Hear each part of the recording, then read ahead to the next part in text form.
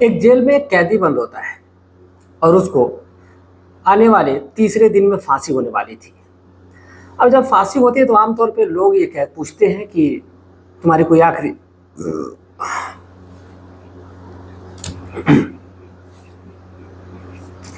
अलीगढ़ की जेल में एक कैदी बंद होता है और वहीं पर जो जेलर होता है, अब जब उसकी आखिरी इच्छा को पूछने के लिए उसके पास जाता है तो वो कहता है कि मुझे अपनी पत्नी के साथ एक बार हम बिस्तर होना है, एक बार रात बितानी है। अब जैसे ही जेलर इस बात को सुनता है बड़ा उसको अजीब सा लगता है, लेकिन फिर भी वो मान जाता है और कहता है कि ठीक है। उसकी पत्नी से बात करता है और बात करने के बाद उसकी पत्नी को जेल कारागार में लाया जाता है और एक प्राइवेट रूम होता है, उसी रूम में उन दोनों को रखा जाता है। लेकिन वहाँ पर पुलिस वाले कुछ शातिरपना करते हैं और उन दोनों के बीच में जो बेड होता है अब उसी में उन्होंने वॉइस रिकॉर्डर छुपा दिया था और उनकी आवाज़ें ये जो जेलर था और भी जो कर्मचारी थे सभी लोग सुन रहे थे। यानी कि जो दोनों पति पत्नी बातचीत कर रहे थे, जो कांड कर रहे थे, अंदर जो काम कर रहे थे, वो कमरे के अंदर जितनी भी आवाज़ें हो रही थी सभी को ये सुनने में बड़ा ही आनंद आ रहा था। लेकिन जिसको सुनने के बाद जो जेलर निर्णय लेता है, जो जेलर फैसला करता है, उसके बाद से वो रूह कांप जाती है आखिर उस कैदी के साथ होता क्या है और उसकी पत्नी के साथ भी क्या होता है। सुनने में बड़ा ही अजीब लग रहा होगा, लेकिन चलिए जानते हैं कि आखिर ये पूरी कहानी क्या है और आखिर हुआ किसके साथ ऐसा था। नमस्कार, प्रणाम, मैं अविनाश वारदात तक के एक नए एपिसोड में आज इस सच्ची घटना के साथ आप लोगों के बीच में आया हूँ। ये सच्ची घटना अलीगढ़ की है। अलीगढ़ में दो दोस्त होते हैं, एक का नाम प्रमोद होता है तो दूसरे का नाम विनोद होता है। लंगोटिया यार होते हैं और कहते हैं कि जो यार और दोस्त होते हैं वो कुछ भी होता है, चाहे वो टिफिन तक हो, वह एक दूसरे के साथ शेयर करके ही खाते हैं। और स्कूली दिनों में ये प्रमोद और विनोद के जो दिन थे वो बहुत ही अच्छे चला करते थे और दोस्ती इन लोगों की चरम सीमा पे थी। लेकिन शायद ये दोस्ती किसी को रास भी नहीं आ रही थी। लेकिन ये दोनों दोस्तों को किसी से कोई भी फर्क नहीं पड़ता था। जब विनोद टिफिन लाया करता था तो प्रमोद खा लिया करता था और प्रमोद जब टिफिन लाया करता तो विनोद खा लिया करता था और ऐसे ही इन लोगों का सिलसिला चल रहा था। लेकिन कुछ समय बाद यानी कि जब ये कक्षा 9वीं में होते हैं तो उस समय एक लड़की की क्लास में एंट्री होती है, जिस लड़की का नाम होता है खुशी। और खुशी और प्रमोद की बनने लगती है। अब जब इन दोनों की ज़्यादा बनने लगती है तो फिर वक्त का पहिया अब तेज़ी से आगे बढ़ने लगता है। और इधर ये जो विनोद है, विनोद की शादी हो जाती है। जब विनोद की शादी फिक्स हो जाती है तो फिर धीरे धीरे वक्त कटता है और तकरीबन 1 साल के बाद ही जो विनोद है उसकी शादी हो जाती है। लेकिन ये जो पढ़ाई का दौर है, जो सिलसिला है वो चल रहा था और ये लोग कक्षा 11वीं में चले जाते हैं। अब जैसे ही कक्षा 11वीं में जाते हैं तो फिर जो प्रमोद है वो मजाक किया करता था और विनोद भी मजाक किया करता था। तो एक दिन अभी कहते हैं कि जब वो पहले के ज़माने में शादियाँ हो जाया करती तो गौना बाद में हुआ करता था, तो ऐसा ही कुछ होता था विनोद के साथ। विनोद की शादी हो गई थी लेकिन ये जो गौना है वो हुआ नहीं था, उसकी पत्नी अभी घर आई नहीं थी। प्रमोद और विनोद दोनों खुशी के साथ बैठ करके बातें किया करते थे और जो खुशी टिफिन लाया करते थे उसमें भी ये दोनों दोस्त खा पी लिया करते थे, मस्तियाँ रहा करते थे। अब एक दिन विनोद जो है वो कहता है कि यार मैं सोच रहा हूँ कि टिफिन तो तुम मुझे खिलाता ही है, सब कुछ हम दोनों एक दूसरे के साथ शेयर ही करते हैं, तो क्यों ना तुम अपनी गर्लफ्रेंड को भी मेरे साथ शेयर कर दे, तो उसके साथ जो भी करता है वो मेरे साथ भी बोल दे करने के लिए, तो सही रहता। अब इस पर जैसे ही वो इस बात को कहता है तो प्रमोद को थोड़ा सा गुस्सा आता है। वो कहता है देख, दोस्ती अपनी जगह लेकिन गर्लफ्रेंड अपनी जगह। और सही बात है, कोई अपनी गर्लफ्रेंड को किसी के साथ शेयर नहीं करेगा, ना ही कोई अपनी वाइफ को जल्दी शेयर करता है। बहुत ही कुछ लोग ऐसे होते हैं जो अपनी गर्लफ्रेंड को शेयर कर देते हैं दूसरों के साथ। लेकिन जो प्रमोद था वो इनमें से नहीं था, बल्कि वो अलग था।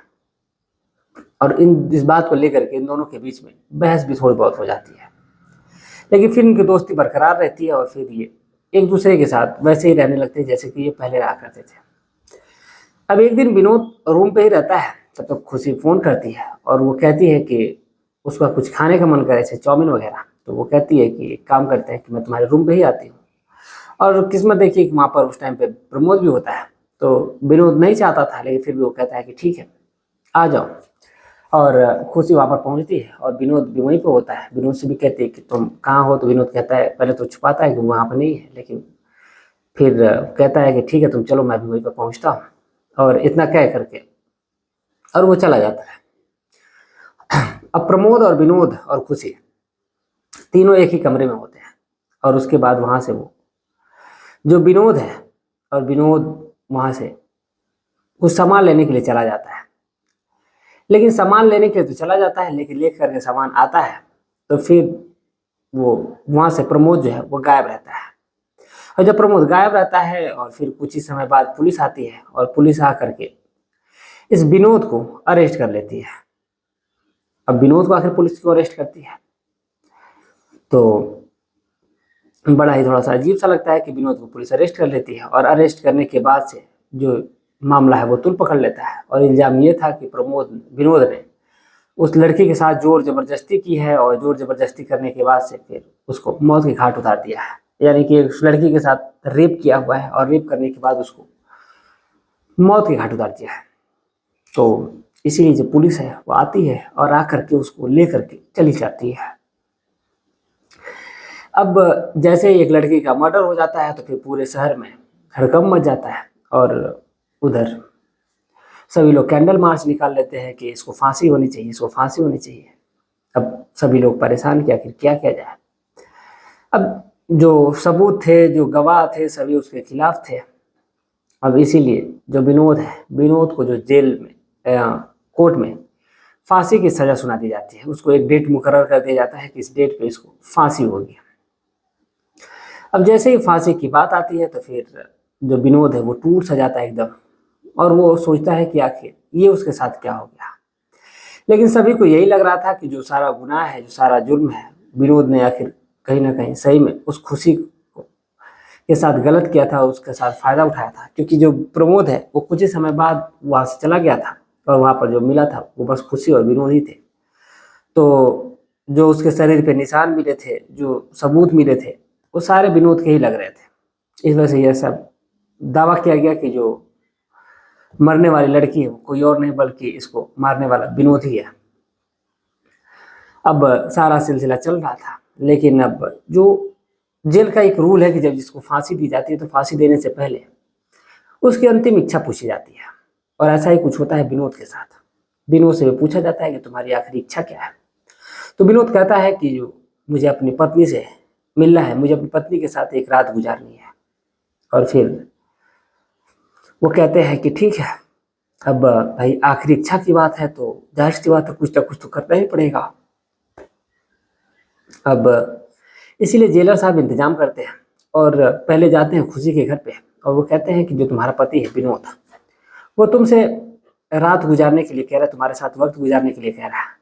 तो खुशी कहती है कि चलो ये जो विनोद की पत्नी है जिसका नाम ज्योति होता है, ज्योति कहती है कि ठीक है। और वो ये भी सोचती है कि चलो जो भी हुआ हुआ सो, आखिर है तो उसका पति ही, चाहे उसने भले ही गुनाह किया हो, लेकिन चलो देखते हैं कि आखिर वो क्या कहता है और उससे चल के बातचीत भी कर लेते हैं। अब इसीलिए वो तैयार होती है और ज्योति फिर पहुंचती है और जाती है जेल। तो फिर वहाँ जेलर जो होते हैं वो पहले से ही उसका इंतजाम किया गया रहता है, एक प्राइवेट रूम का। और उस रूम में ही एक सीक्रेट माइक छुपा करके रख दिया गया था और वहाँ पर ये सारा आखिर अंदर कुछ हो चल क्या रहा है, सारी बातें सुनाई देगी एक दूसरे से, जो लोग वो भी बात करेंगे। तो वो कहते हैं कि ठीक है। और ज्योति आती है, फिर उस कमरे में जाती है जहाँ पर विनोद पहले से ही था। और विनोद को देख करके ज्योति है जो वो रोने लगती है, विनोद भी रोने लगता है। और रोते रोते ज्योति एक ही बात पूछती कि आखिर मेरे प्यार में ऐसी क्या कमी रह गई थी जिस वजह से तुम्हें खुशी के साथ ऐसा करना पड़ा और खुशी को मौत के घाट उतारना पड़ा तुम्हें। तो विनोद एक ही बात कहता है कि उसने जो भी किया है वो बिल्कुल बेगुनाह है, लेकिन उसने किया कुछ भी नहीं है, उसको गलती में फंसा गया है। और आखिर अब पुलिस वाले ये सोचते हैं कि अपनी पत्नी को भी भुलवा रहा है और गुमराह कर रहा है अपनी पत्नी को, क्योंकि सारे जो मुजरिम होते हैं, सारे कैदी होते हैं, वो यही कहते हैं। अब वक्त धीरे धीरे कटता है और फिर दोनों शांत होते हैं और शांत होने के बाद से फिर जो ज्योति है उसी बेड पे बैठी रहती है और बैठ करके ये दोनों बातचीत करते हैं। और बातचीत करने के बाद दौरान ये जो ज्योति है वो पूछती है विनोद से कि आखिर ये बताओ कि आखिर उस दिन हुआ क्या था और तुमने आखिर जब कोर्ट में तुम्हारे खिलाफ जो भी हुआ, लेकिन तुमने अपनी बयानबाजी में कुछ भी नहीं कहा और ना ही तुमने कुछ बोला, ना ही कुछ अपना जवाब दिया। इस पर विनोद कहता है कि देखो मैं क्या ही कहूँगा, मुझे तो ऐसी सज़ा मिल रही है, वो भी फांसी की, जिसकी मैं कभी कल्पना ही नहीं कर सकता हूँ, और वो इसलिए मुझे मिल रही है जो उसका जुर्म मैंने किया ही नहीं है। तो जो ज्योति होती है वो कहती है कि देखो जो भी बातें हैं मुझे खुल करके और सारी बातें बताओ, यहाँ पर कोई नहीं है सिवाय मेरे और तुम्हारे, और जो भी बातें मुझे बता दो, ताकि अगर लगेगा कि ऐसा हो सकता है, कुछ सही हो सकता है, तो वो मैं देखूंगी। इस पर विनोद कहता है कि देखो जो होना है वो हो चुका है, लेकिन मेरी बस यही आखिरी इच्छा है कि मैं तुमसे एक बार मिल लूँ, तुमसे अपने दिल की जो बात है वो बता लूँ। बाकी मुझे मेरी कोई इच्छा ही नहीं है, जो होना था वो हो चुका है, और बाकी अब तुम परेशान भी मत होना, ना ही किसी कोर्ट में जाना, ना ही कहीं अपनी कोई भी दलील पेश करना, या फिर कोई भी वकील दोबारा से हायर करना मुझे छुड़ाने के लिए है। क्योंकि शायद मेरा और तुम्हारा सफ़र और इस जहां से मेरा सफ़र इतना ही था। तो मेरी तुमसे रिक्वेस्ट है, मैं तुमको सारी बातें बता दूंगा, सारी बातें जो सही सही है मैं सारी बातें बताऊंगा, लेकिन तुमसे विनती है कि तुम अब आगे कहीं इस पे अपील मत करना। क्योंकि जो प्रमोद है मेरा दोस्त है, अगर तुम आगे अपील करोगी तो मेरे दोस्त को सजा हो जाएगी, और ये मुझसे भी नहीं देखा जाएगा, क्योंकि जुर्म तो उसी ने किया। लेकिन खैर, चाहे उसने किया हो, सजा मुझे मिल रही हो, वो खुश रहे, यही बहुत है। अब इतना कह करके वो सारी बातें शेयर करने लगता है और बताता है सारी बातें एक एक करके, परत दर परत, कि वो लोग कॉलेज में मिले थे। फिर उन दोनों के बीच में ये टिफिन शेयर का जो सिलसिला वो चलता था, और इसी बीच जब खुशी आती है तो फिर खुशी भी उन लोगों के साथ टिफिन शेयर करने लगती है। और एक दिन उसने मजाक मजाक में उसे कहा कि तुम अपनी गर्लफ्रेंड को भी मेरे साथ शेयर कर लो। इस पर ये बात शायद प्रमोद को बुरी लग गई, और इसीलिए वो गुस्सा हो गया। और एक दिन खुशी मुझे फ़ोन की और बोली कि चाउमीन खाना है, मैगी खाना है, तो तुम अपने रूम पे बनाओ। तो वो कहता है कि ठीक है। प्रमोद भी वहीं पे था, तो प्रमोद खुशी आती है, तो फिर मैंने सोचा कि प्रमोद और खुशी को थोड़ा सा टाइम भी दे देना चाहिए। ये लोग काफ़ी टाइम बाद मिल रहे हैं, तो दोनों एक दूसरे के साथ वक्त गुजार लेंगे, और मुझे मैगी भी लाना था, तो मैं चला जाता हूँ मैगी लाने के लिए। और सारी बातें जो हैं वो ज्योति सुन रही थी, और सारी बातें जो वहाँ पे जो सीक्रेट एक माइक लगा हुआ था उससे सभी लोग सुन रहे थे, वहाँ पे जो जेलर थे सभी लोग थे।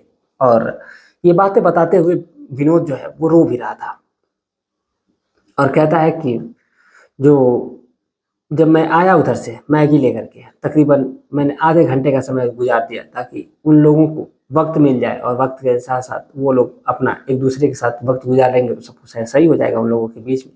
बस सब कुछ सही था। लेकिन जैसे कि एक होता है कि हम दोस्त आया हुआ है, उसकी गर्लफ्रेंड है, तो थोड़ा सा उसको वक्त दे देंगे, तो वो दोनों एक दूसरे से बात कर लेंगे, शारीरिक संबंध बना लेंगे अगर उनकी इच्छा होगी तो।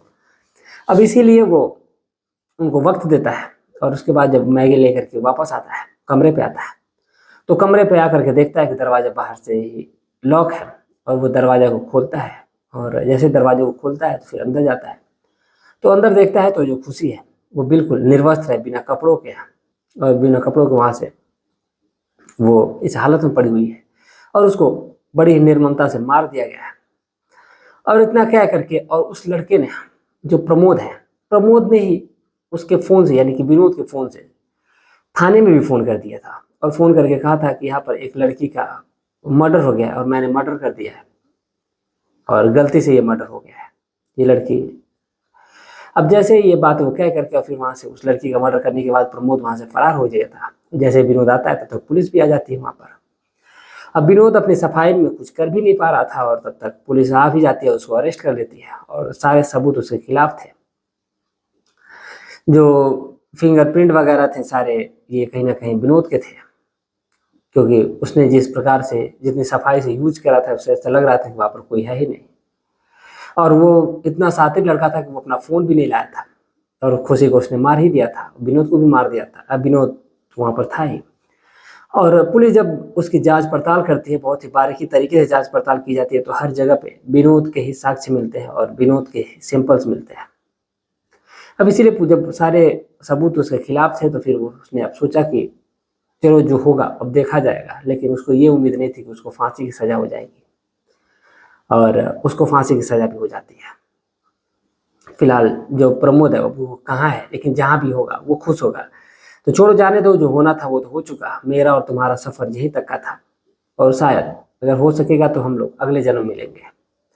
ये बातें कहते हुए प्रमोद की आंखों से आंसू बह रहे थे, और उन दोनों की आवाज़ों में भारीपन था, रो रहे थे वो लोग। एक दूसरे से लिपट करके, और सारी बातें जो है विनोद बता रहा था अपनी पत्नी यानी कि ज्योति को। ये बातें सुन करके सारे जो वहाँ पे स्टाफ खड़े हुए थे, जेलर साहब तक भी, वो लोग भी रो रहे थे।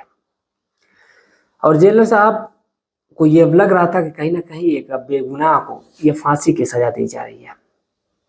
अब इसीलिए जब ज्योति है वहां से कुछ वक्त गुजरता है, यानी कि लगभग ये 3, 4 या 5 घंटे का वक्त गुजर जाता है, और वक्त गुजरने के बाद ही पूरी यानी कि लगभग 2 बजे करीब, वो 8 बजे करीब आई थी और 2 बजे करीब वो फिर अब जाने का जिक्र करती है। तो इस पर जो विनोद है वो कहता है कि अब इतनी ही रात, जब इतनी देर रुक चुकी हो तब सुबह ही हो जाने दो, उसी बात चले जाना। तो वो कहता है कि वो कहती है कि ठीक है, और फिर वो दोनों पति पत्नी वहीं पर सो जाते हैं। और सोने के बाद जेल में उन दोनों के बीच में शारीरिक संबंध नहीं बनता है। और सोने के बाद जब सुबह उठती है तो फिर वहाँ से वो अपने पति से विदा लेती है और जाने लगती है। लेकिन जैसे ही वो जाने के लिए मुड़ती है, कुछ ही देर पहुँचती है यानी कि उस कमरे में, फिर वो खुद को रोक नहीं पाती और आकर के अपने पति के पैरों में गिर जाती है और गिर करके रोने लगती है और कहती है कि एक बार आप फिर से सोच लीजिए, अगर आप कहेंगे तो आपने गुनाह नहीं किया है, मैं फिर से दलील करूंगी, कहीं किसी वकील को फिर से हायर करूंगी, सुप्रीम कोर्ट में जाऊंगी और वहां पर आपके लिए अपील करूंगी। प्रमोद के खिलाफ अब विनोद नहीं चाहता था कि कोई कार्रवाई हो। अब इसीलिए विनोद ने अपनी पत्नी से हाथ जोड़े और कहा कि नहीं, अब जो भी हो रहा है उसको हो जाने दो, और कानून अंधा होता है, उसको जो सबूत दिखेगा वो वही करेगा, और सही भी है। तो इसीलिए मैं यही कहूँगा कि तुम अब कदम अपने पीछे हटा लो, जो हो रहा है उसको हो जाने दो। इतना कह करके दोनों गले लिपटते हैं और रोते हैं, और रोने के बाद फिर कुछ समय बाद जो ज्योति है वहां से वो चली जाती है। अब इधर ज्योति तो चली जाती है, लेकिन अब जेलर साहब को ये लगता है कि अब ये कहीं ना कहीं अब तो गलत हो रहा है। एक बेगुनाह को सजा दी जा रही है, फांसी की सजा वो भी दी जा रही है, जो इस दुनिया को छोड़ करके चला जाएगा। और जेलर साहब सोचते हैं कि अगर उनके रहते अगर एक बेगुनाह को अगर सजा दी जा रही तो बड़ी ही बुरा हो जाएगा ये। अब इसीलिए उन्होंने ये सोच लिया और उन्होंने अपील की, और अपील करने के बाद फिर उन्होंने कहा कि अब जो भी होगा देखा जाएगा। लेकिन उन्होंने जब अपने बड़े अधिकारियों के साथ बैठक करी, और बैठक करने के बाद जब उस रिकॉर्डिंग को सुनाया गया सबके सामने, तो फिर उन्होंने ये निर्णय लिया कि नहीं, ये गलत हो रहा है। और फिर विनोद को बाइज्जत रिहा किया गया और प्रमोद को खोजा गया, और प्रमोद को ढूंढ करके प्रमोद के खिलाफ FIR लिखी जाती है। और लिखने के बाद से प्रमोद से जब गुनाह को कबूल करवाया जाता है, प्रमोद जो वो सारी बातें बताता है, और वो कहता है कि हाँ, उसी ने अपनी प्रेमिका का मर्डर किया, और उसको शक था कि उसका प्रेम प्रसंग विनोद के साथ है, और इसीलिए उसने अपनी पत्नी का होने वाली पत्नी का, यानी कि उससे उसकी शादी होने वाली थी शायद, इसलिए उसने उसका मर्डर कर दिया। अब जो गुनहगार है अब वो कोर्ट के सामने था, और इसीलिए उसके गुनाह के जुर्म में एक बेगुनाह ने बहुत लंबे समय तक जेल में सजा काटी हुई थी। अब इसीलिए उसको कुछ शायद सरकार के ऐसा होता है कि जो बेगुनाह होता है उसको सजा दी जाती है, तो उसके टाइम पीरियड के हिसाब से उसको पैसे मुहैया कराए जाते हैं। तो विनोद को कुछ पैसे रुपए मुहैया कराए जाते हैं, कोर्ट उनसे माफ़ी मांगता है, और फिर प्रमोद को, जो विनोद को सजा हुई थी वही सजा प्रमोद को भी होती है। और फिर जो विनोद है अपनी पत्नी के साथ खुशी खुशी अपने अब घर में रह रहा है, और जो सजा है वो असली कातिल अब पुलिस को मिल चुका है। तो ये थी आज की पूरी कहानी, और इस पूरे घटनाक्रम को सुनाने का उद्देश्य किसी की भावनाओं को ठेस पहुंचाने, बल्कि आपको जागरूक करना है, आपको सचेत करना है कि आप जहाँ भी रहे स्वस्थ रहे, सुरक्षित रहें, अपना ख्याल रखें, अपने परिवार का ख्याल रखें। मिलते हैं एक और सच्ची घटना के साथ, तब तक के लिए जय हिंद, जय भारत।